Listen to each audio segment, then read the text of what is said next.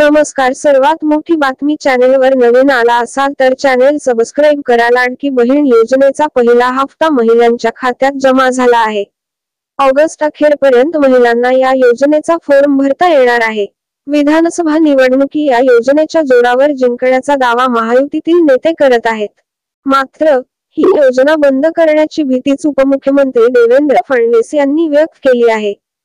सरकारच्या माझी लाडकी बहीण योजनेला महाविकास आघाडीचा विरोध आहे. काँग्रेसवाले याच्या विरोधात कोर्टात केले होते. जर दुर्दैवाने महाविकास आघाडीचे सरकार आले तर ते ही योजना बंद करतील, अशी भीती उपमुख्यमंत्री देवेंद्र फडणवीस यांनी व्यक्त केली आहे. लाडकी बहीण योजनेमुळे इतर योजनांना पैसे पुरणार नाहीत, असा दावा काँग्रेसने कोर्टात केला. पण आम्ही या योजनेसाठी अर्थसंकल्पात तरतूद केल्याचे कोर्टात सांगितले. कोर्टाने काँग्रेसचा दावा फेटाळला. ते आता म्हणत आहेत की फक्त 3 महिनेच पैसे मिळणार आहेत. पण आम्ही मार्चपर्यंत निधीची तरतूद केली आहे. आमचं पुन्हा सरकार येणार आहे, त्यामुळे बहिणींना पुन्हा पैसे मिळणार, असे देवेंद्र फडणवीस म्हणाले. महाविकास आघाडी जेव्हा सत्तेत आली तेव्हा त्यांनी मी सुरू केलेल्या सर्व योजना बंद केल्या.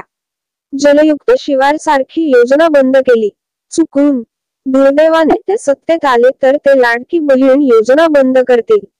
मात्र लाडक्या बहिणी त्यांना ही योजना बंद करण्याची संधी देणार नाही. पुन्हा एकदा त्यांचा आशीर्वाद आम्हाला मिळेल, असे म्हणत आम्ही पुन्हा सत्तेत येणार, असा दावा देवेंद्र फडणवीस यांनी केला आहे.